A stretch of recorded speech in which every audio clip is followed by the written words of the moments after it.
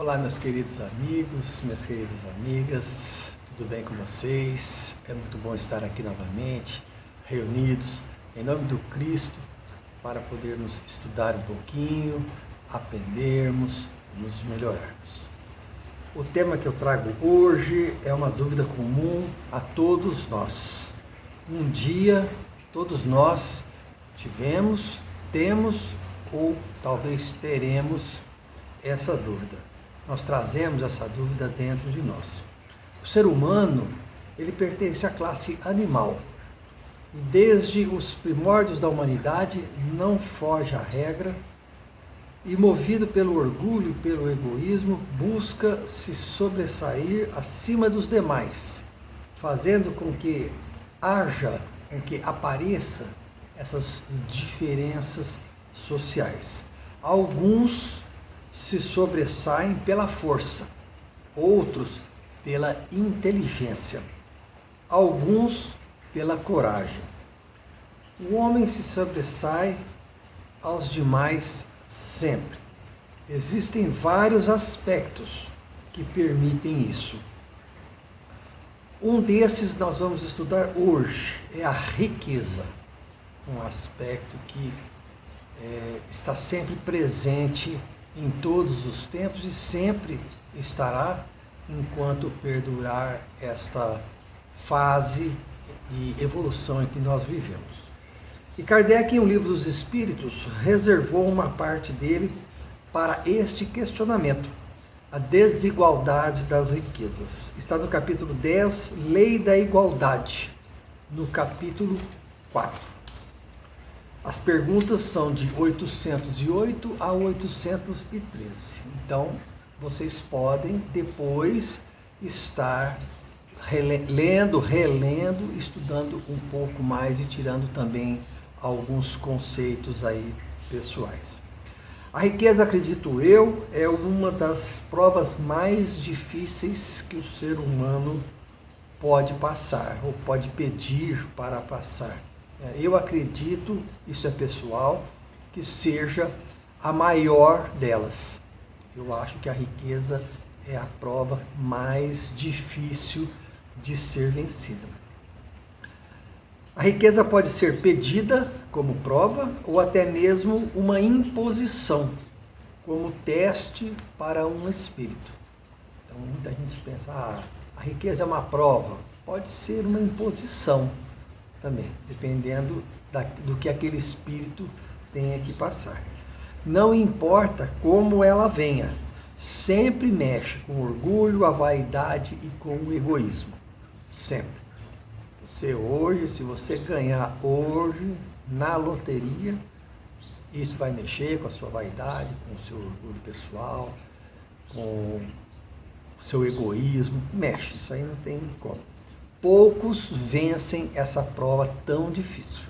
Poucos, é difícil. A questão 808 do Livro dos Espíritos.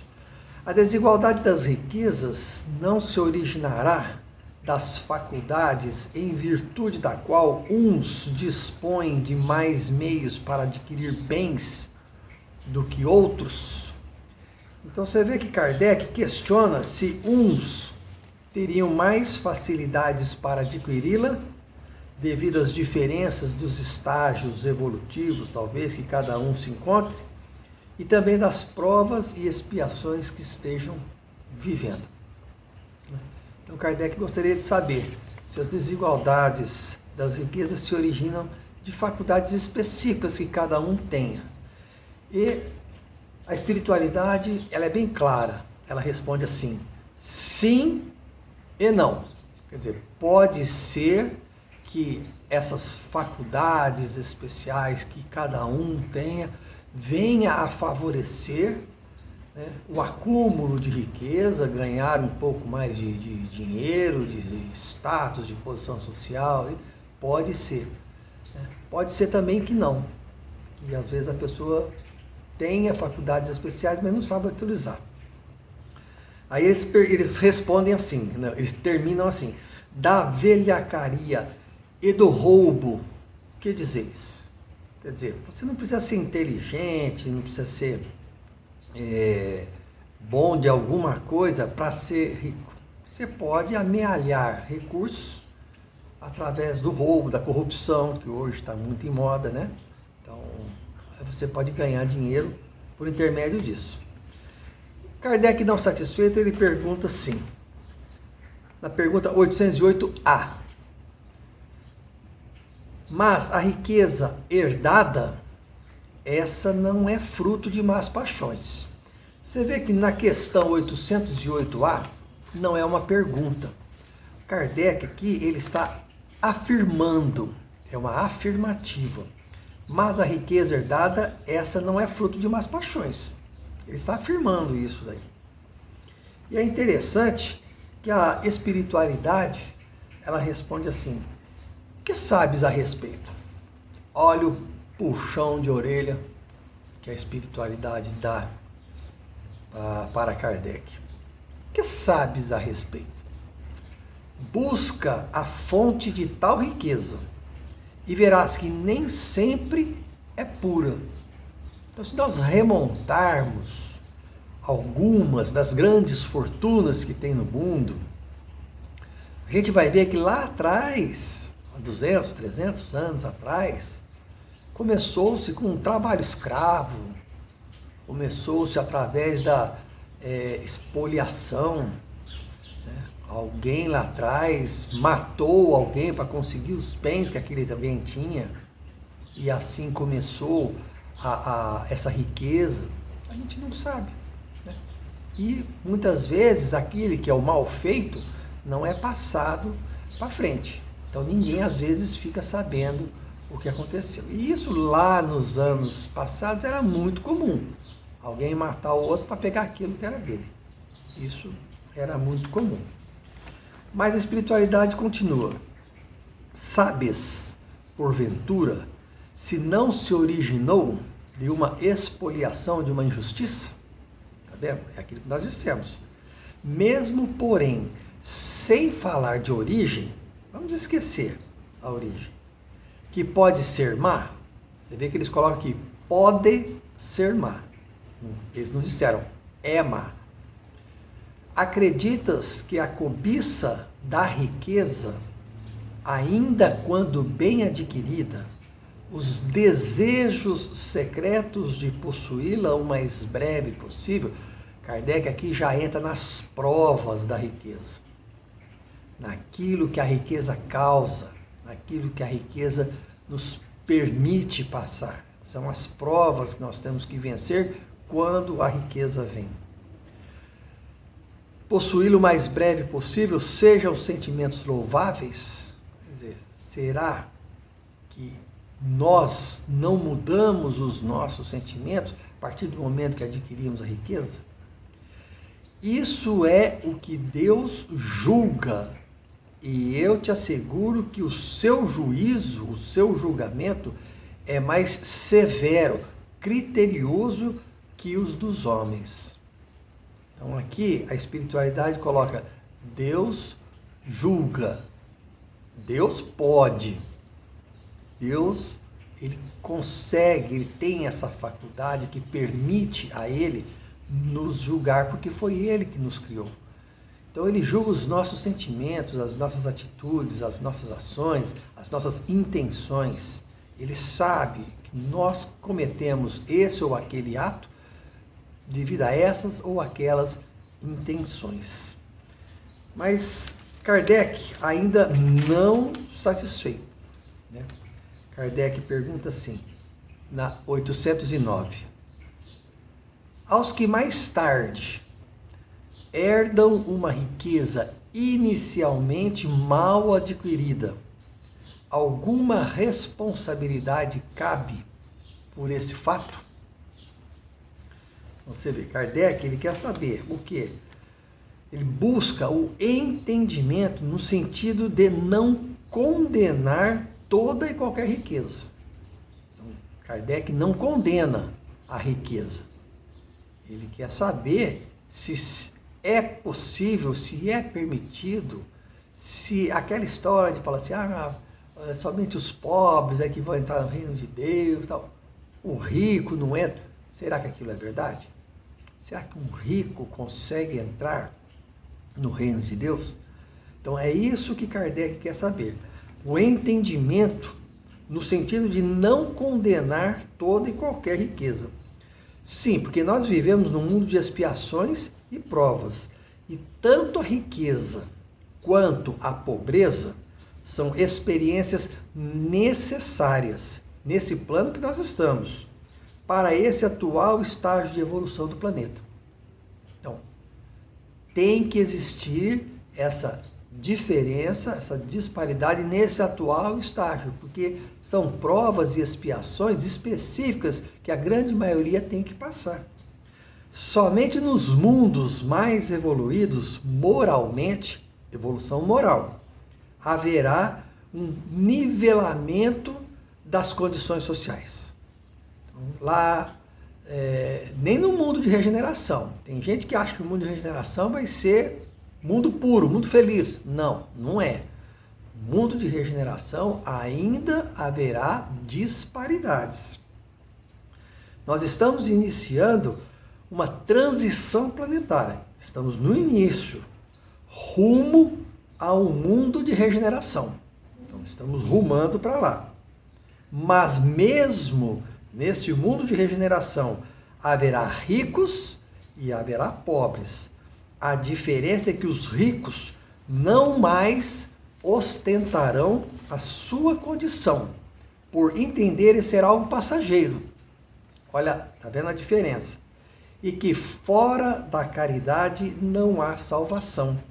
Porque se a riqueza lhe foi dada, é com o único intuito de melhorar a vida dos menos afortunados. Então, ele sabe que a riqueza lhe foi dada para que ele possa proporcionar o bem-estar ao seu próximo. Em contrapartida, nesse mundo de regeneração, os pobres serão mais assistidos e já não necessitarão de se humilhar em busca das migalhas que caem nas mesas dos ricos. Lembra daquela passagem lá do filho pródigo? Estes passarão pela prova ou expiação da pobreza com mais dignidade. Então, esse é o mundo de regeneração. Então, nós já teremos um pouco mais de calma, de tranquilidade, de alento, para podermos vencer, passar pelas dificuldades que nós ainda teremos que passar. Bom, vamos aqui voltar para o nosso estudo. Veja como que isso que eu comentei tem a ver com a resposta da questão 809. Você quer ver? Então, relembrando a pergunta, aos que mais tarde herdam uma riqueza inicialmente mal adquirida, alguma responsabilidade cabe por este fato? Então a espiritualidade diz assim: é fora de dúvida que não são responsáveis pelo mal que outros hajam feito.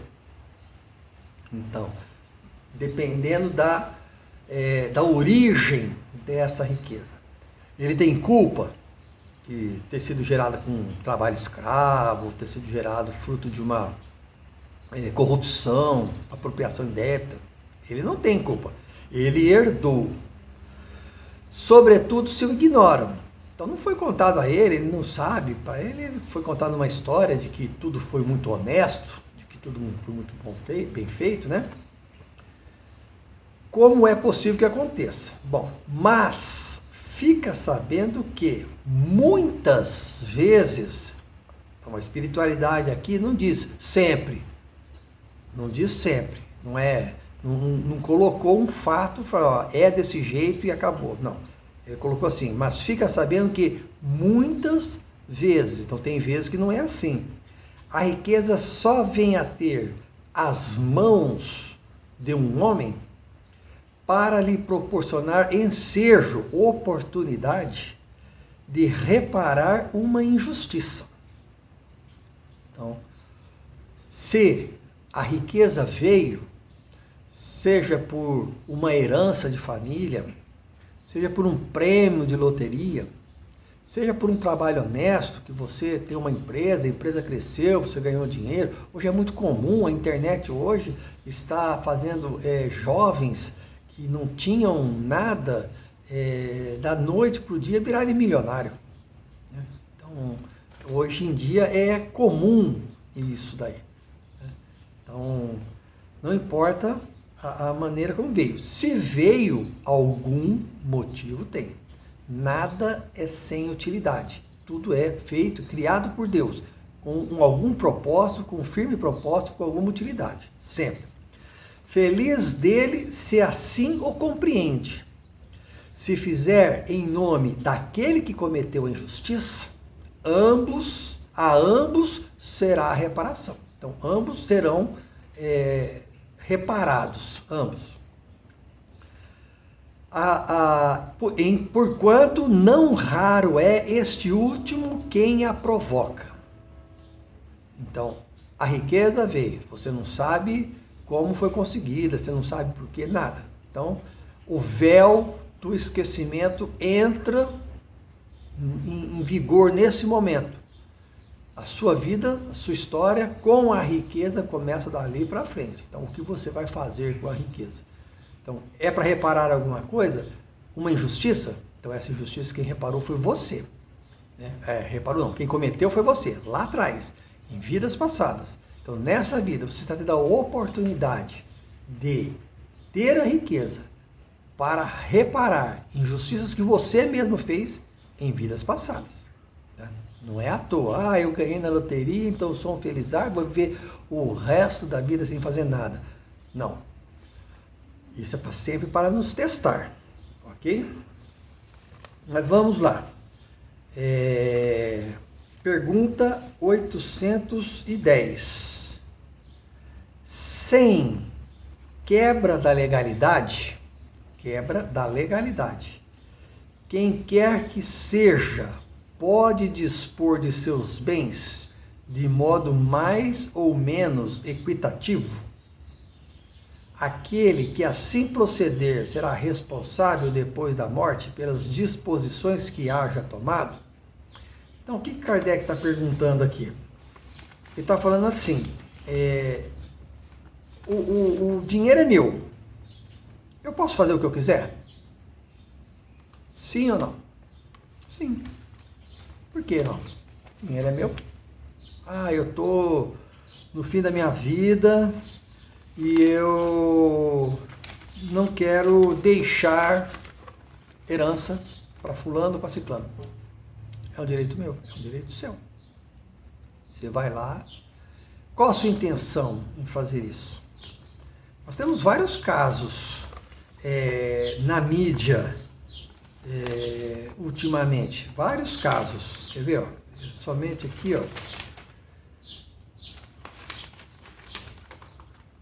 eu posso dispor dos meus bens da forma que eu quiser, né? Então vamos lá. É o livre-arbítrio, tá? O livre-arbítrio nos impõe a responsabilidade dos nossos atos. Então, eu tenho meu livre-arbítrio. Não quero deixar o dinheiro, não vou deixar. Mas, qual é a nossa intenção?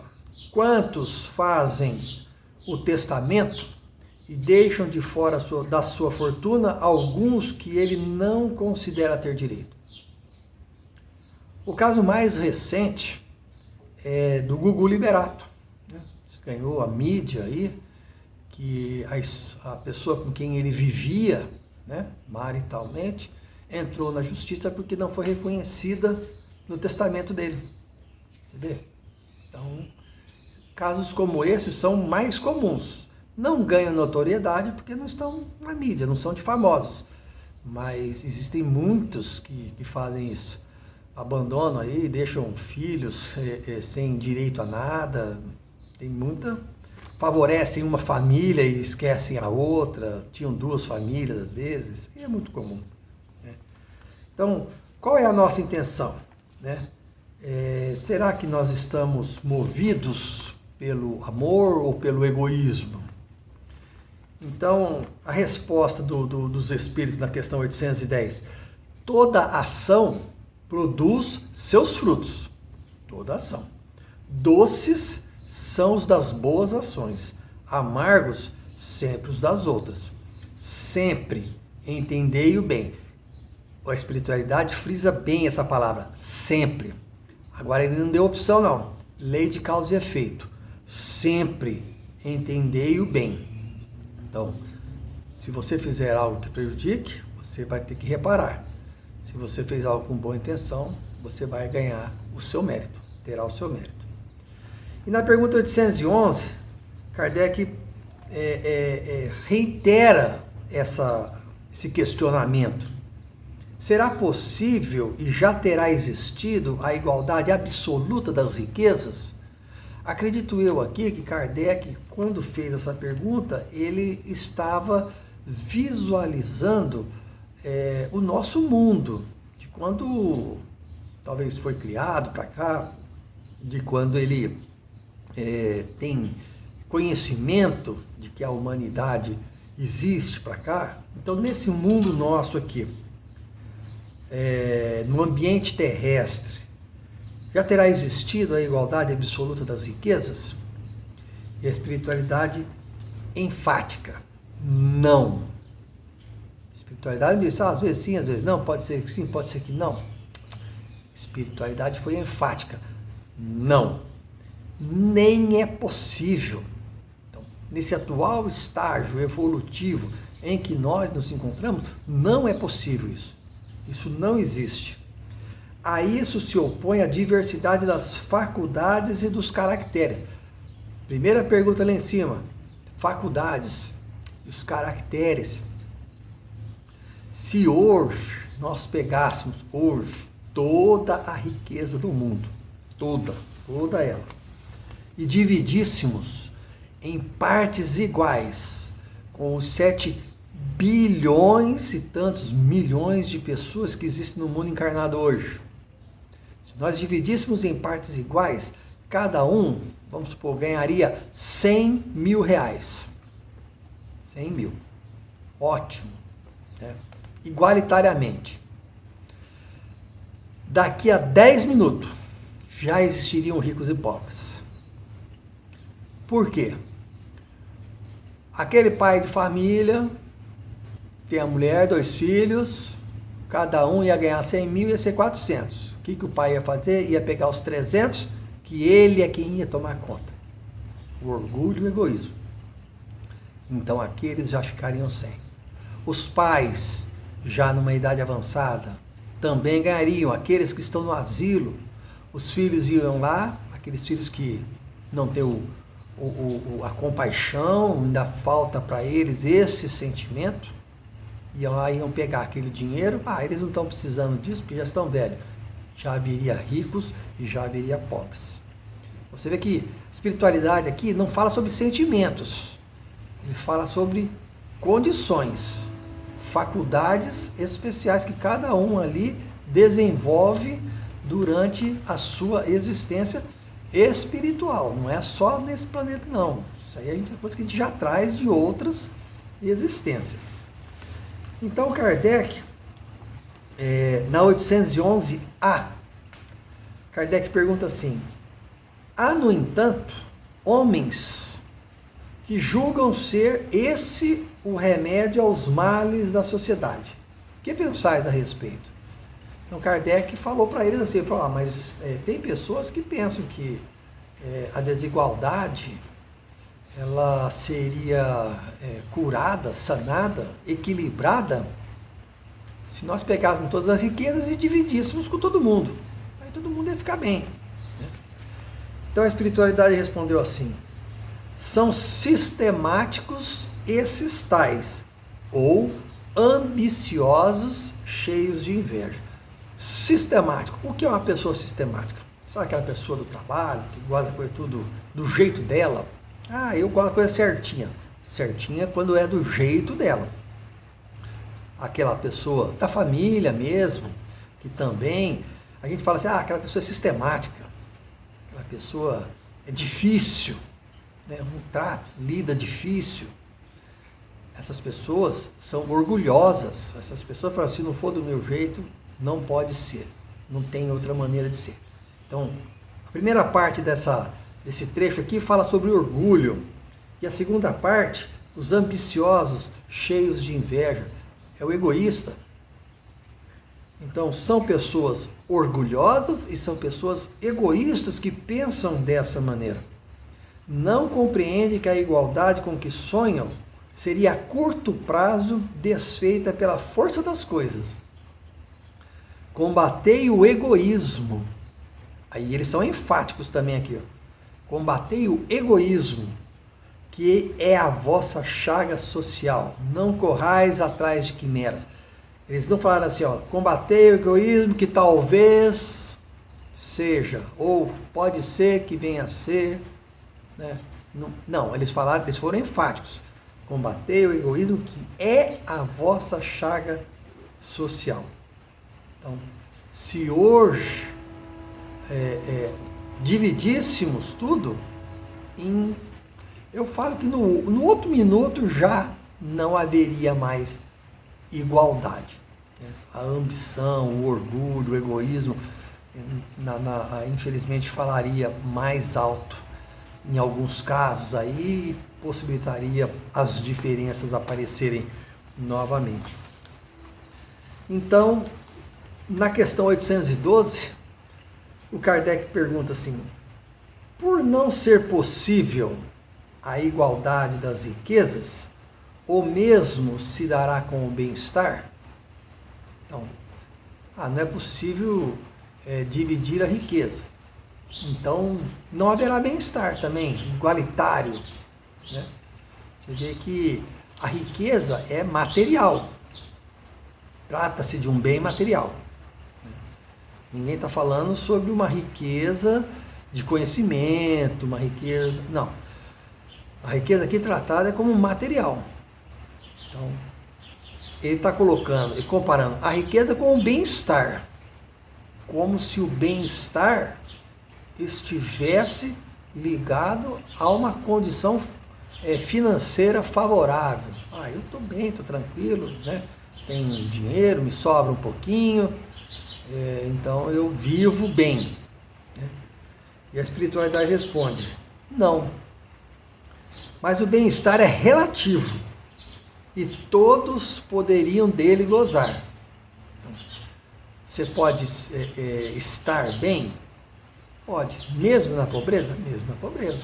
Em inúmeros casos aí a gente vê muitos depoimentos de pessoas que são pobres, não têm muitos recursos, vivem uma vida difícil, mas são felizes. Né? Dentro daquela média lá que eles conseguem, dos recursos que eles têm, eles são felizes. Né? Então, às vezes a felicidade de uma pessoa está ao final do dia, sentar na frente da casa dele, ver a paisagem, os amigos passarem. Né? Muitas pessoas que a felicidade é isso aí. Tem pessoas que não. Pessoas que correm, vivem para correr atrás de uma pseudo-felicidade, de um pseudo-bem-estar através de coisas materiais. Dinheiro, fama, fortuna, riqueza. Né? Os homens se entenderão quando a lei de amor, justiça e caridade estiver acima de todas as leis. Então, quando a lei de amor, justiça e caridade for a maior de todas, aí sim nós conseguiremos visualizar um bem-estar mais geral, né, para todas as pessoas. Então, no restante da resposta dos Espíritos, eles falam assim: porque o verdadeiro bem-estar consiste em cada um empregar o seu tempo como lhe apraza, e não na execução de trabalhos pelos quais nenhum goste. Olha lá, nenhum gosto sente, aliás, perdão. Na execução de trabalhos pelos quais nenhum gosto sente. Então, eu não gosto disso, mas aqui eu ganho dinheiro, então eu vou ficar.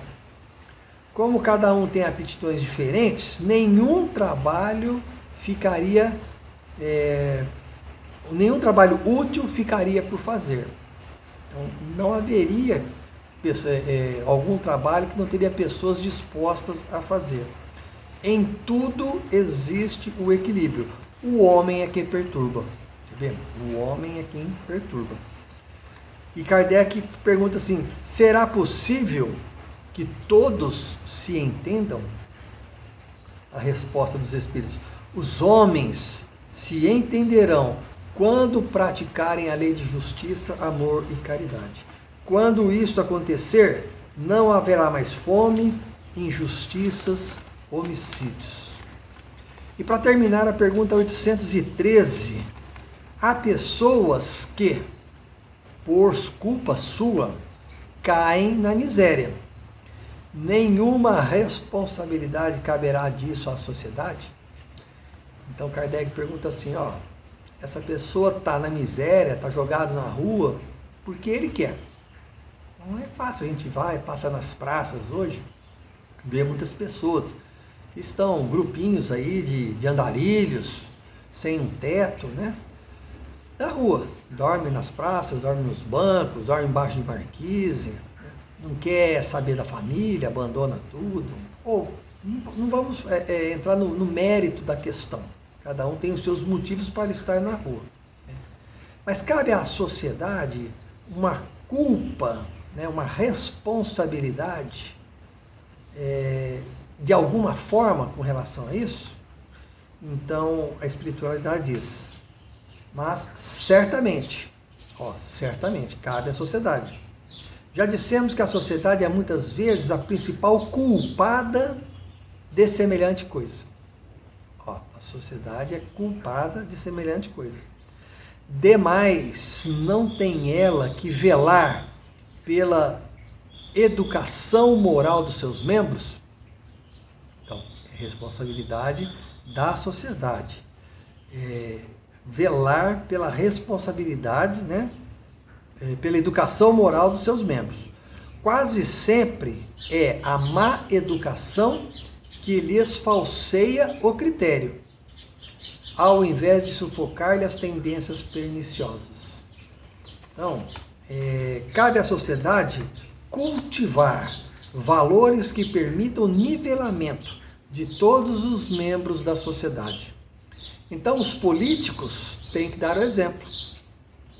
Os profissionais liberais têm que dar o exemplo. Os médicos, os advogados, os engenheiros, a responsabilidade deles perante a sociedade. O médico que negligencia os atendimentos, o engenheiro que negligencia a obra, colocando materiais de segunda, de terceira, o advogado que usa de suas faculdades para facilitar o crime, ajudar o crime. Temos vários casos disso aí.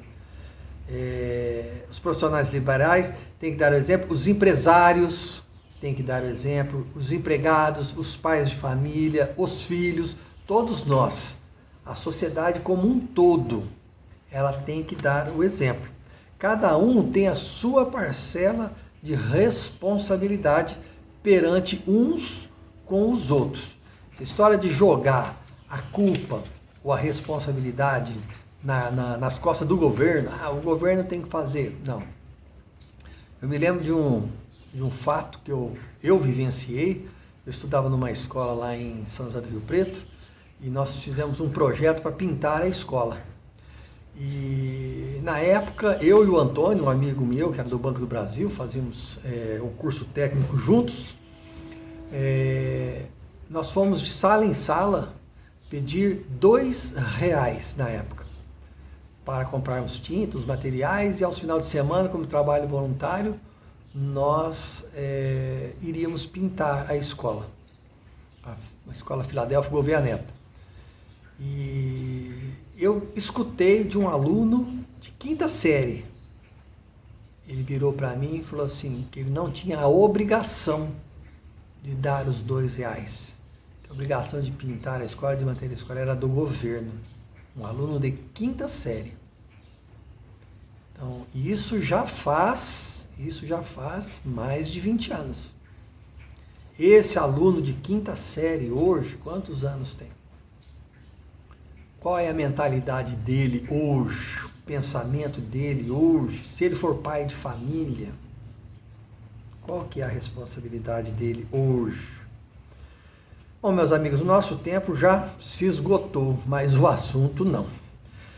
Eu desejo a todos que consigam ter a real noção das nossas responsabilidades perante a nossa sociedade, que possamos viver os preceitos de Jesus todos os dias, todas as horas, em todas as circunstâncias. Eu termino a lição,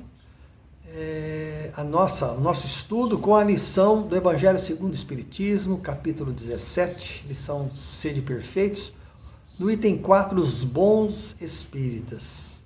Reconhece-se o verdadeiro espírita pela sua transformação moral e pelos esforços que faz para dominar as suas más inclinações. Eu trocaria bem os verdadeiros espíritas pelo verdadeiro homem de bem, sem prejuízo do texto, né, da ideia central do texto.